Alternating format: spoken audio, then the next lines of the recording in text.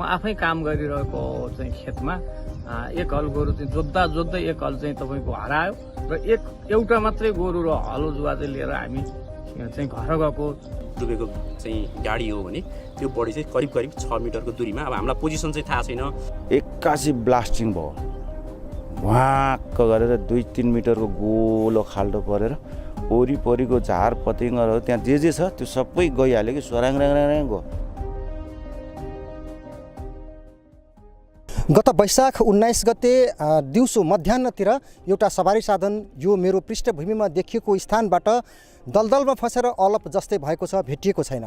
सर्वप्रथम हामी सो सवारी साधन लिएर आउने चालकसँग सो घटनाको बारेमा छोटो प्रतिक्रिया लिन्छौँ। हेरौँ सो सवारी साधनका चालकको प्रतिक्रिया। तपाईँको शुभ नाम? मेरो हरेराम राई।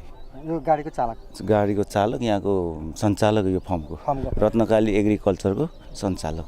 अब थोरै छोटकरीमा भनिदिनु त यो घटनाको विषयमा थोरै। यो घटनाको विषयमा म यहाँ स्टाफ लिन आएको, घरमा गाडी थियो, म पनि चलाउन जान्ने मान्छे भनौँ न, एउटा चालकै जस्तो भएको भएर यहाँ ड्राइभरहरू स्टाफहरू यहाँ भएर फ्याक्ट्री जाने काम थियो मेरो दानाको लागि। अनि त्यो दाना लिन आउने क्रममा अनि स्टाफहरूलाई चाहिँ मैले पिपल बोर्डमा आएर बस्नु भनेको थिएँ, उनीहरू आएर पनि बसेर रहेछन्। अनि घाँसको मेसिन थियो, घाँसको मेसिन चाहिँ अफिसमा झारेर गाडी फर्काएर आउँछु भन्ने क्रममा म जस्ट यो एकजना त्यो हाम्रो प्रहरी हुनुहुन्छ, नगर प्रहरी, त्यो ठाउँमा आउँदाखेरि बाटोको भनौँ त्यो अहिले खाल्टो घटना भएको भन्दा यता 10 फिट यता चाहिँ गाडी जमिन एकदम हल्लियो, जमिन हल्लियो, गाडी अनकन्ट्रोल जस्तो हुने, लाचक लचुक जस्तो भयो होइन, गिलो भयो भनौँ न, दलदल जस्तो अनुभव। अनि दक्षिणतिरको पोखरीहरूमा माछाहरू बर्र उफ्रियो, बर्र उफ्रिएपछि मैले भूकम्प गएछ भने, भूकम्प गएछ भनेर हजुरको यो बाँस घारी हेरेँ, त्यो हल्ल्या छैन, नहल्लिसकेपछि हजुरको यो के भयो त भनेर अलिकति बढ्ने क्रममा तपाईँको सेतो पानीहरू जमिनबाट भपाक भपाक गरी निक्लिरहेको थियो। अनि मैले यो के होला भनेर त्यति वास्ता गरिनँ तपाईँको। अनि त्यतिखेरै गाडी अलिकति बढ्यो, 1-1.5 फिट बढेपछि एक्कासी ब्लास्टिङ भयो, वाक्क गरेर 2-3 मिटरको गोलो खाल्डो परेर वरिपरिको झार पतिङ्गरहरू त्यहाँ जे छ त्यो सबै गइहाल्यो कि स्वराङ गयो। गइसकेपछि गाडी पनि तानिहाल्यो। भनेपछि त्यो भित्र तपाईँले यसो हेर्दाखेरि चाहिँ त्यो सुरुङ जस्तो पुरा हाम्रो सुरुङै बनेको छ, त्यस्तो चेप्टो खाल्डो अहिले जुन अवस्थामा छ नि त्यस्तो होइन, गोलो सुरुङ जस्तो। अनि त्यहाँ चाहिँ पानीहरू लगायतको अरू त्यहाँ भएको त्यो पात पतिङ्ग सबै तान्यो, त्यहाँ स्ल्याबको टुक्राहरू थियो त्यो सबै घराघुरुक तल तान्यो। तानेपछि गाडीको म भएको ड्राइभर साइड पनि तानिहाल्यो, गाडी कोल्टे भयो, कोल्टे भइसक्यो, यता लेफ्ट साइडको चक्काहरू यस्तो ठाडो भइसकेको थियो। भइसकेपछि मेरो साथीलाई गाडी धस्यो, भाग भनेपछि ऊ भाग्यो, भागेपछि म चाहिँ भाग्ने क्रममा आफूपट्टिको ढोका खोल्न खोज्दाखेरि झ्याल चाहिँ ढोका धसिसकेको थियो, मैले सकिनँ। नसकेपछि गाडी कोल्टे हुने क्रममा यसरी कोल्टे भएको थियो, कोल्टे हुने क्रममा अटोमेटिक 1-1.5 सेकेन्डको लागि बस्न रहेछ क्यारे, फेरि गाडी अलिकति त्यो अवस्थामा आयो कि सोझो भयो। अनि त्यही मौकामा म पनि भाग्ने क्रममा अलिकति अल्झी पनि म, अल्झिसकेपछि यो हाफ पाइन्ट अल्झ्यो त्यो गेयर लिभरमा, झन् डराएपछि अनि म पनि त्यतिखेर फाल हानिहालेँ। फाल हानेर बाहिर आएर अनि बाहिर आइसकेपछि अनि यसो पछाडि फर्केर गाडीको त्यो पछाडिको भाग चाहिँ यसो छोको मात्र थिएँ, गाडी छैन 1 सेकेन्ड भनेको 4-5 सेकेन्डमै सबै गयो भने? 4-5 सेकेन्डमै हो सर। मैले त्यो घरबाट यहाँ त्यहाँ आएको छ, त्यो घरमा एकजना प्लास्टर गर्ने मान्छे थियो, ए भाइ यहाँ गाडी गयो नि भन्दा होइन यस्तो झुट बोलेर हुन्छ, गाडी कहाँ जान्छ, अहिले भर्खर 1 सेकेन्ड भएको छैन गाडी भन्दाखेरि आऊ त हेर गाडी त गयो भित्र भन्दा। अब हामी त डरले पुरै काम छुटिसकेको छैन, मृत्युको मुख थियो। अनि त्यस ऊ आएर हेऱ्यो, ऊ पनि डराएर ऊ गयो। अनि त्यसपछि मानवीय क्षति चाहिँ भएन तपाईँ? अब त्यो सवारी साधन कहाँ गयो? अब तपाईँहरूले जुन गाडी हरायो नि भनौँ, अब हरायो नै भन्नु, अहिले नभेटुन्जेलसम्म हरायो नै भन्नु पऱ्यो। त्यो अब प्रहरी अथवा यहाँको नगर प्रहरीहरू अथवा स्थानीयहरू कति बेरसम्ममा आइपुगे? उहाँहरू नेपाल पुलिस यता वरिपरिको मान्छे चाहिँ त्यस्तै झन्डै त्यो गाडी गइसकेको 15 मिनट जतिमा आइपुग्नु, यहाँ नजिकै हुनेहरू चाहिँ होइन। जस्तो ऊ त्यहाँ भान्जाहरू त्यहीँ हुनुहुन्थ्यो, हाम्रो नगर प्रहरी उभिएको भन्दा अलिक उता हुनुहुन्थ्यो, त्यो एकजना कागज लिएर आउनु भएको छ नि, त्यहाँनिर उताबाट हिँडिराख्नु भएको थियो, उहाँहरू चाहिँ तुरुन्त त्यहाँ आइपुग्नु। तपाईँको घर यहीँ हो? मेरो घर सानो पोखरा। सानो पोखरा व्यवसाय मात्रै। भनेको हामीले चाहिँ यहाँ अरू दिन पनि यहाँनिर गाई गोरुहरू हराएको थियो अरे भन्ने सुनेको थियौँ, तपाईँले सुन्नु भएको छ? मैले चाहिँ यहाँ पहिला होइन नागहरू निक्लिने, खेतहरू रोप्ने दलदल छ, अनि यस्तो चिज छ होइन, गोरु पनि धस्ने भन्ने चाहिँ हाम्रो हजुरबाहरूले भनेको कुरा पनि सुनेको पनि छ नि। योभन्दा पूर्वपट्टि सबै जमिनहरू त्यस्तै छ, तपाईँ हामी नै डक्छ दलदल छ। दलदल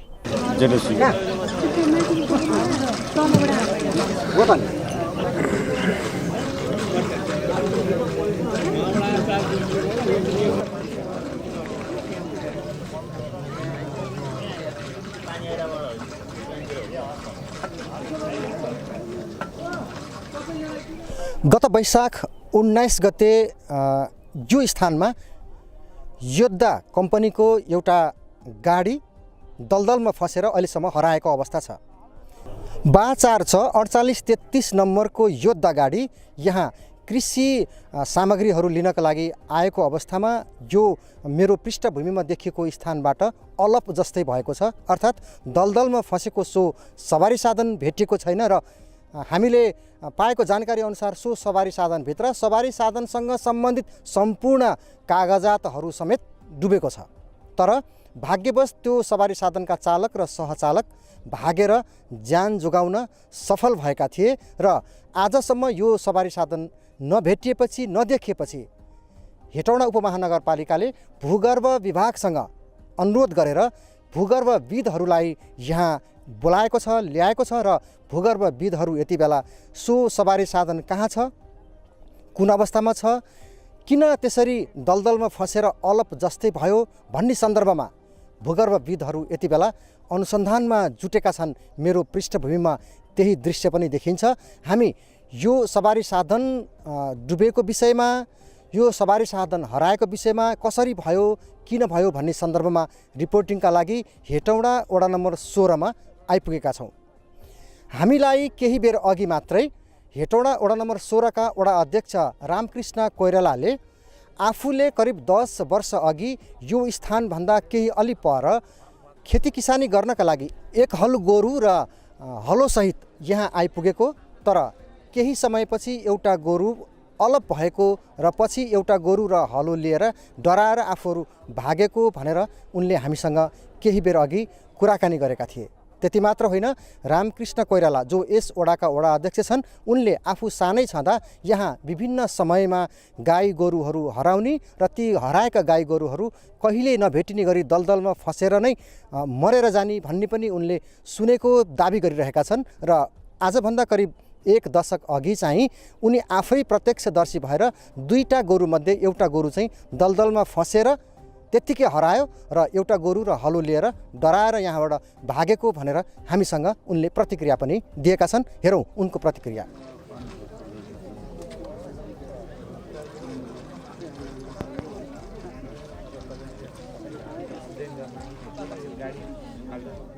अब यो चाहिँ हामी कहाँ चाहिँ यो पुरानो, हामी सानो हुँदा बुढा बुवा आमाले भन्नुहुन्थ्यो यहाँ आउने रोपारहरू 8 हल त गोरु नै हराएको भन्ने कुराहरू हामीले सुन्यौँ।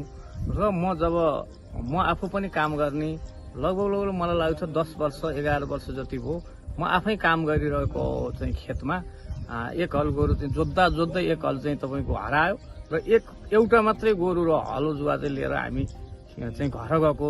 त्यो चाहिँ मलाई म आफै काम गर्दै गर्दा पनि त्यो थाहा छ। र 8 हल गोरु रोपार हरायो भन्ने कुरामा चाहिँ त्यो चाहिँ पुरानो बुवा आमाहरूले हामी सानो छँदाखेरि यस्तो हुन्छ, यहाँ चाहिँ यसो भएको छ भन्नुहुन्थ्यो। र यो जमिन चाहिँ तपाईँको हामी खेतमा आउँदाखेरि चाहिँ त्यो जमिन पुरै हल्लिन्थ्यो। यहाँनिर एक ठाउँमा टेक्यो भने परसम्म हल्लिने चाहिँ अवस्था थियो। पछिल्लो समयमा आएर यो चाहिँ अलिकति सुक्खा जमिनहरू भएको र यो बाटो पनि म आफै पहिलो कार्यकाल वडा अध्यक्ष हुँदै गर्दा यो ग्रेभलिङ गरेर यो बाटो चाहिँ अहिले चाहिँ सुचारू थियो। अब मलाई लाग्छ लामो समयपछि चाहिँ अब यो घटना, दुःखद घटना घट्यो। मलाई लाग्छ यो अब अहिले चाहिँ अहिले हाल हेर्दाखेरि यो दब्नुपर्ने अवस्था थिएन र पुरानो अहिले 8-10 वर्ष अगाडिको मैले कुरो अहिले गरिसकेँ। त्यहाँ म आफैले भएको कुरा हामीले हल गोरु जोत्दै एउटा मात्रै लिएर गएको भन्नु मैले भने त्यो अवस्था। जस्तो तपाईँ त यहाँको वडा अध्यक्ष पनि हुनुहुन्छ वर्तमान, होइन? यहाँ अब घरहरू बनाउनको लागि त अलिकति डरै मर्दो भयो। तपाईँले अब यो घर नक्सा कसरी पास होला? यो जमिन पनि त हेर्नु पर्ला होइन? होइन, अब यसो छ, हामीले यो क्षेत्रलाई चाहिँ कृषि क्षेत्र भनेर वर्गीकरण गर्न हामीले पठाएका थियौँ। पछि यहीँका साथीहरूले हाम्रो जमिनलाई एउटा चाहिँ बेच्नमा चाहिँ नदिने हिसाबले तपाईँले चाहिँ यसलाई चाहिँ कृषि क्षेत्र होइन, हाम्रो चाहिँ आवास क्षेत्र हो, हाम्रो जमिनै यही हो, हाम्रो भागभन्डा लाउनुपर्छ भन्ने कुराहरू पनि गर्नुभयो। र उहाँहरू चाहिँ मेयर साहब मेयरज्यू कहाँ डेलिगेसन पनि जानुभयो। पछि वडा अध्यक्षले यसो गरिदियो, हाम्रो जमिन चाहिँ कृषि क्षेत्र राखिदियो भन्ने कुराहरू उहाँको गुनासो रहे पश्चात फेरि हामीले चाहिँ मेयर साहबले के छ उहाँ हेरिदिनुहोस् भनिसकेपछि अहिले हाल चाहिँ हामीले यसलाई चाहिँ कृषि क्षेत्र हुनुपर्थ्यो भन्ने हाम्रो चाहिँ मेरो आफ्नो उद्देश्य हो। र यहाँ हामीले अहिले यो त भन्ने हो भने कृषि क्षेत्र हो। यहाँ घर त सामान्य अन्यत्र घर भएको व्यक्तिहरू यो सामान्य बोट लगायत सामान्य चाहिँ टहराहरू बनेर बनाउनु भएको छ र नक्सा पास हामीले गरेको छ। अब भनेपछि तपाईँ ओडाको सरकार प्रमुख हुनुहुन्छ, यो ओडाको वडाध्यक्ष भएपछि सरकार प्रमुख नै हो। अब यस्तो अवस्था देखिएपछि नगरपालिकाले यहाँ घरहरू बनाउनको लागि, बस्ती योग्य बनाउनको लागि त केही पहल त नगर्नुपर्ने होला नि? के गर्छ अब? के छ यति देख्दाखेरि? होइन, अब हामीले फेरि नयाँ संशोधन चाहिँ यो वर्गीकरणको कुराहरू पनि आछन्। अहिले बाटोबाट यति मिटर चाहिँ यो आवास क्षेत्र, व्यावसायिक क्षेत्र र यो यसरी यति मिटर पर गएपछि यो कृषि क्षेत्र भनेर आएको अवस्था छ। मेरो भनाइ चाहिँ मेरो यो छु, हामीले चाहिँ त्यसरी होइन, ब्लकमा जानुपर्छ। हाम्रो चाहिँ मेरो चाहिँ मैले तपाईँको एउटा मात्रै छोड्ने भनेर नि मसँग जो आउनु भएको थियो जग्गा वर्गीकरणको, त्यसरी होइन भन्नुभयो। मेरो एउटा मात्रै मेरो विवाद रहिरहँदा तपाईँको छोडेर गर्ने पनि भन्ने कुराहरू भए। मेरो होइन, मिटरमा होइन, मेरो ब्लकमा जानुपर्छ। मेरो वडाको अवस्था यस्तो छ, मेरो यस्तो चाहिँ 25 मिटरमा यो 10 मिटरमा यो होइन, मेरो चाहिँ ब्लकमा जानुपर्छ भन्ने मेरो कुरा यही अवस्था देखेर मैले अब सोचको परिवर्तन आयो तपाईँहरूको? होइन, मेरो त पहिला पनि आएको छ। अब यो चाहिँ कृषि योग्य बनाउनुपर्छ भन्ने चाहिँ तपाईँको मेरो चाहिँ मैले यहाँको चाहिँ धेरैजनाहरू चाहिँ मेयर साहब उपमेयरज्यू कहाँ चाहिँ डेलिगेसन जानुभयो। अध्यक्षज्यूले नै मैले नै नगरिदिए जस्तो भएर उहाँहरूलाई मैले नपठाएकै हो। यो क्षेत्र चाहिँ कृषि क्षेत्रै हो भन्ने मेरो बुझाइ हो। र अब अहिले त अरू धेरै मेयर साहब धाप पनि रहेछ। अब चाहिँ यसलाई के संशोधन गर्नु? हजुर, धन्यवाद। अघि त्यो पानी जुन हुनुपर्ने थियो त्यो भएन अरे, जुन लिएर पानी बस्नु त्योभन्दा माथि आयो। खोइ के भयो के कोही भुत्छ या नागहरू आउँथ्यो भने। हेटौँडा उपमहानगरपालिकाको अनुरोधमा भूगर्भ विभागबाट भूगर्भविदहरू जो हेटौँडा वडा नम्बर 16 मा गत वैशाख 19 गते दलदलमा फसेर अलप जस्तै भएको सवारी साधनको बारेमा अनुसन्धान गर्न सो सवारी साधन कस्तो अवस्थामा छ भनेर बुझ्नका लागि भूगर्भविदहरू यति बेला सो घटनास्थानमा आइपुगेका छन् र अहिले अनुसन्धान जारी छ। त्यहाँ अन्य बाहिरी व्यक्तिहरूलाई जान दिएको छैन। त्यो सवारी साधन कुन अवस्थामा छ, कहाँ छ, त्यति मात्र होइन, यो स्थानबाट सवारी साधन कसरी डुब्यो अथवा भनौँ यो दलदल हुनका कारण के हो, यो दलदल यहाँ मात्रै हो यो अथवा यो भन्दा अन्यत्र कतै यसको वरिपरि पनि त्यस्तै अवस्था छ। सो सम्बन्धमा समेत भूगर्भ विभागका भूगर्भविदहरूले यहाँ अनुसन्धान जारी रहेका छन् र अनुसन्धानपछि उनीहरूले प्रतिक्रिया दिने हामीसँग बताइरहेका छन्। यो किन यस्तो घटना भयो र घटना हुनका पछाडि के कारण छ अथवा भनौँ ती जुन सवारी साधन अलप जस्तै भएको छ त्यो अलप भएको सवारी साधन कुन अवस्थामा छ भन्ने पनि सकेसम्म हामी कोसिस गर्छौँ भन्ने उनीहरूले हामीसँग प्रतिक्रिया दिएका छन्। साथै सवारी साधनको अवस्था अहिलेसम्म कसैलाई पनि जानकारी छैन। सवारी साधन यहाँबाट अलप भइसकेपछि सवारी साधनका चालक लगायत अन्य स्थानीयहरू, यहाँका स्थानीय नगर प्रहरीहरू, नेपाल प्रहरीका जवानहरू आएर पनि सो सवारी साधन कता छ भनेर बाँसले रडले केही मिटरसम्म गाडेर पनि हेरिएको थियो, तर कुनै पनि अत्तो पत्तो लाग्न सकेन। त्यसपछि हेटौँडा उपमहानगरपालिकाले भूगर्भ विभागलाई अनुरोध गरेर भूगर्भविदहरू नै हेटौँडा उपमहानगरपालिका वडा नम्बर 16 स्थित गत वैशाख 19 गते सवारी साधन हराएको अथवा भनौँ दलदलमा फसेर अलप जस्तै भएको सवारी साधनको विषयमा अनुसन्धान गर्न यति बेला भूगर्भविदहरू लागिरहेका छन्। हामी उनीहरूसँग यो अनुसन्धान सकिएपछि प्रतिक्रिया लिन्छौँ। अहिले तपाईँले देखिरहनु भएको दृश्य भूगर्भविदहरूले सो घटनास्थलमा गरिरहेको अनुसन्धानको दृश्य हो। छोटोमा हामीले आज गरेको कामलाई समराइज गर्न चाहन्छु र हाम्रो आज अहिलेसम्मको चाहिँ हाम्रो लेटेस्ट प्रोग्रेस भनौँ ल, फाइन्डिङ नभनौँ, प्रोग्रेस चाहिँ बताउन चाहन्छु। आज बिहान हामी यो साइडमा आयौँ। हामी साइडमा आउँदाखेरि चाहिँ यो जुन अहिले देखिरहनु भएको छ भाँसिएको ठाउँ त्यो चाहिँ पानीले भरिएको थियो। अनि हामीले आज चाहिँ यहाँ बेसिकली दुईवटा काम गऱ्यौँ। एउटा चाहिँ वरिपरि यो कर्राखालाको वरिपरि देखिएका माटोका तहहरू हेऱ्यौँ हामीले। त्यसको अब्जेक्टिभ चाहिँ के थियो भनेपछि यहाँको जुन माटोहरू छ त्यसमा कस्तो खालका लेयरहरू छन् भन्ने थियो। अनि अर्को चाहिँ हामीसँग भएको पावर अगर प्रयोग गरेर पनि हामीले सबसर्फेसको केही इन्फर्मेसन लिने कोसिस गऱ्यौँ। दोस्रो काम चाहिँ हामीले धेरै मान्छेको चासो चाहिँ गाडी डुबिसकेपछि त्यो गाडी चाहिँ कहाँ बेपत्ता भयो भन्ने धेरै मान्छेको चासो थियो। त्यसको लागि चाहिँ हामीसँग एउटा इक्विपमेन्ट थियो म्याग्नेटोमिटर। त्यसको प्रयोग गरेर हामीले चाहिँ एनोमेलीहरू डिटेक्ट गर्ने कोसिस गऱ्यौँ र हामीले के भन्छ स्ट्रङ म्याग्नेटिक फिल्ड एनोमेली पनि देख्यौँ। अनि त्यसको आधारमा चाहिँ हामीले पोटेन्सियल त्यो गाडी जहाँ डुबेको हो त्यो ठाउँको एनोमलस ठाउँ चाहिँ ट्रेस गर्ने चाहिँ कोसिस गर्दाखेरि चाहिँ we got a good result. त्यसमा चाहिँ हामीले राम्रो चाहिँ म्याग्नेटिक एनोमेली भेटायौँ। अब एनोमेली भेटाइसकेपछि हामीसँग भएको पावर अगर प्रयोग गर्दाखेरि साथीहरूले गर्नु झन्डै 6 मिटरको डेप्थमा चाहिँ हामीले चाहिँ केही वस्तुले चाहिँ हाम्रो त्यो अगरलाई जान दिएन। अब म तपाईँहरूलाई यसको रिजल्ट चाहिँ अलिकति इन्टरप्रेट गर्नु कोसिस गर्छु। जस्तो के भन्छ डेटा लिएको छौँ त्यो म्याग्नेटोमिटरले यो चाहिँ इन्डिरेक्ट मेथड अफ इन्भेस्टिगेसन भन्छ, अप्रत्यक्ष विधि हो। यो चाहिँ कोर ठोकेर तलको कोर निकालेको जस्तो विधि होइन।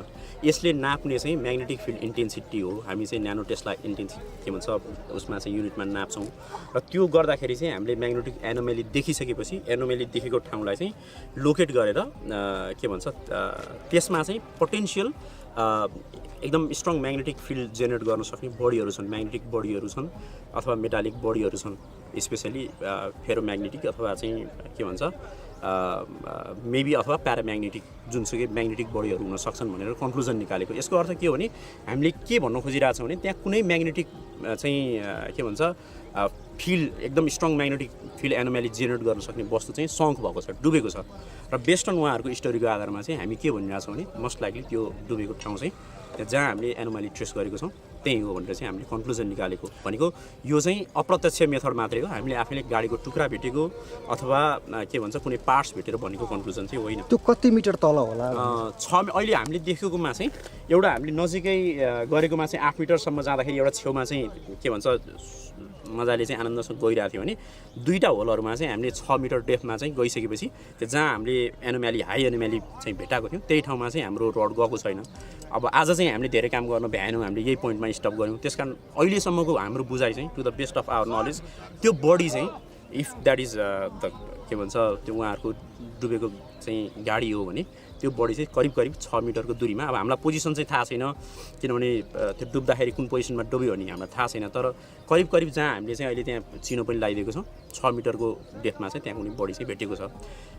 यो चाहिँ गाडीको पार्ट भयो। अब अर्को के भन्दा महत्त्वपूर्ण पार्ट चाहिँ यो ठाउँको चाहिँ के भन्छ यो जुन सोइल छ यसको चाहिँ बिहेभियरको कुरा हो। यो ठाउँको यो जुन अहिले हामी हेरिरहेको छौँ यो ठाउँको सोइल चाहिँ एकदम लुज खालको कुनै बेला चाहिँ ताल जस्तो खालको वातावरणमा बनेको हामी क्ले सिल्ट भन्छौँ। माथि चाहिँ क्ले सिल्टका लेयरहरू छन् भने झन्डै 5 मिटर जस्तो चाहिँ डेप्थमा गइसकेपछि चाहिँ फाइन स्यान्डहरू देखिरहेछ।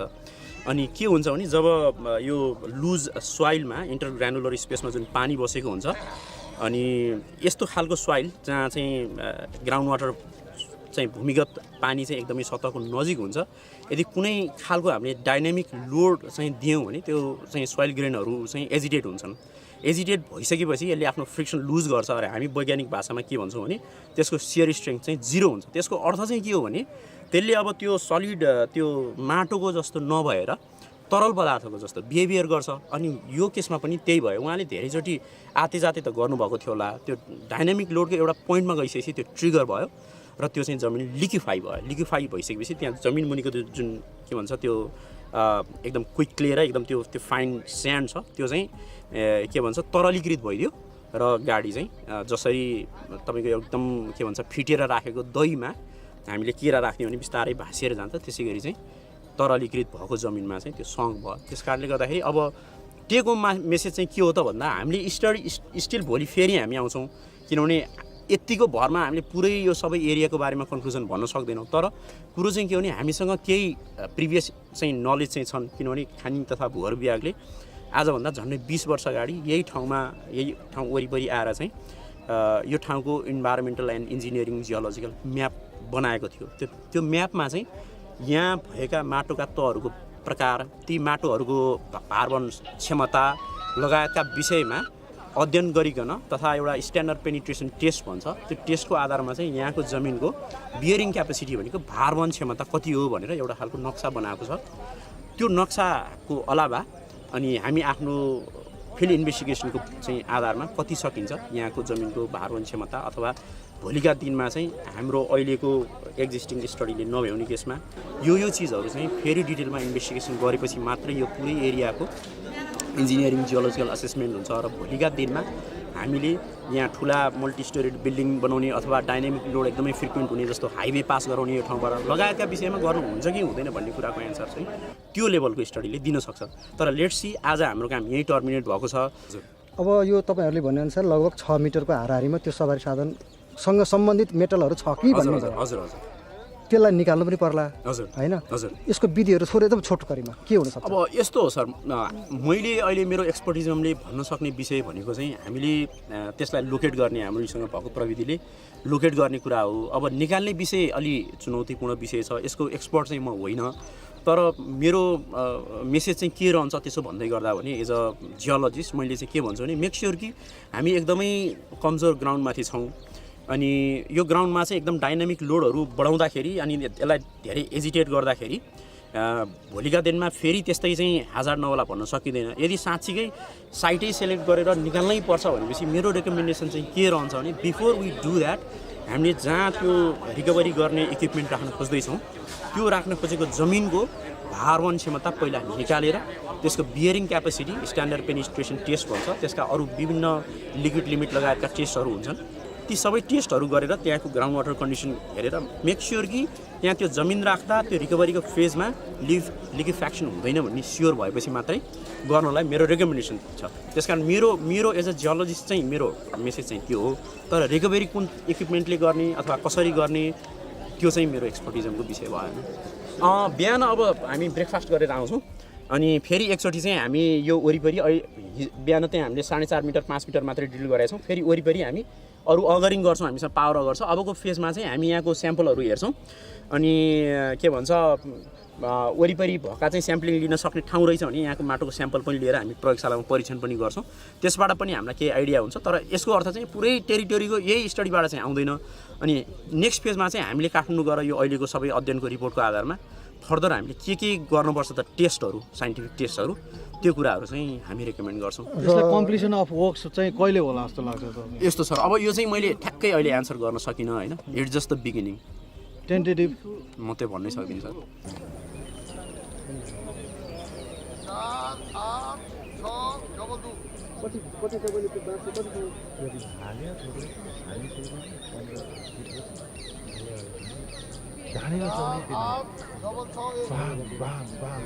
पुरै पानी पुरै उम्लेर आउने सबैले देखाएको थियो त।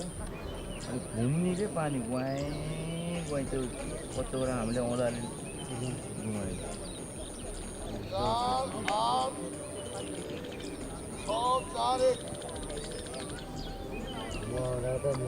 हातै घाँटी लिएर आएको थियो मगाउँदा त उहाँ के अरे छैन मान्छे बोलेको थिएन मसँग है। म त अझ चाहिँ के भन्यो पुरिदिन्छु आफ्नो ड्याम उता बनाउँछु माछा पाल्छु भनेर हिँड्नु। यो त एउटा चुनौतीको विषय भयो नि त हाम्रो यहाँको मान्छेले भोलि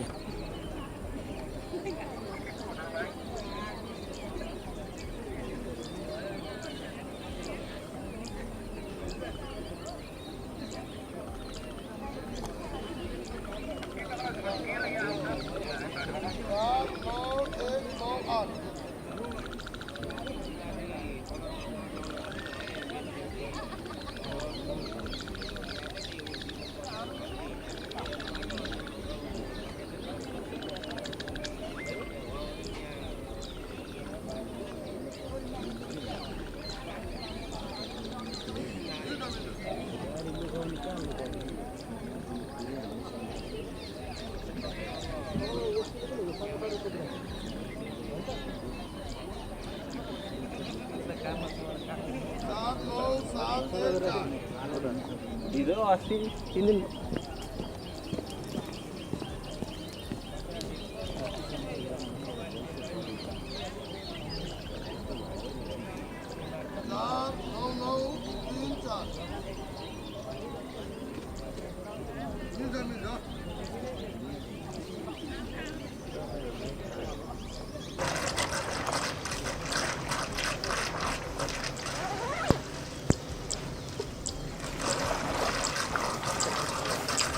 प्रमोद उता नजानु ल भयो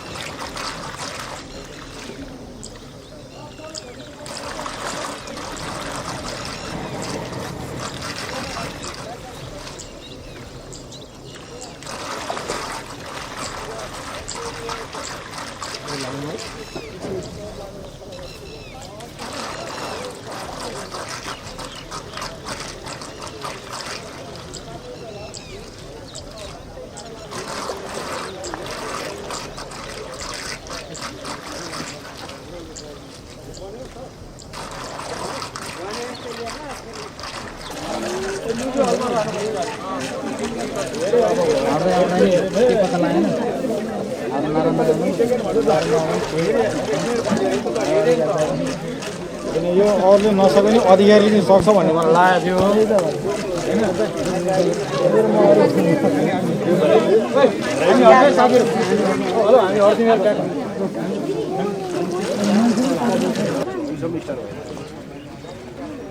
यो आज गाडी भेट्ला जस्तो चाहिँ छैन त्यो रोड गाड्दै त होला तल तल पर्दै त होला हैन रोड गाडेर फेरि फलाम सलाममा गडार देखिन्छ कि भनेर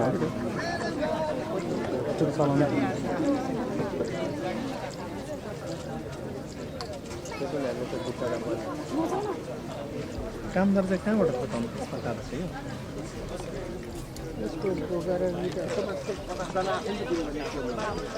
त्यही थियो बढी गाडी केही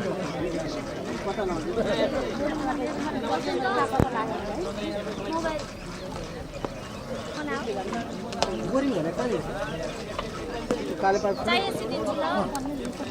बोरिङको पानी त्यसैबाट जान्छ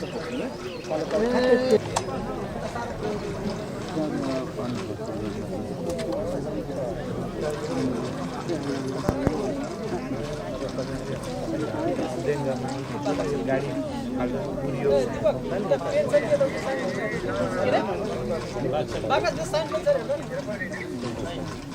अब आजलाई यति होला जस्तो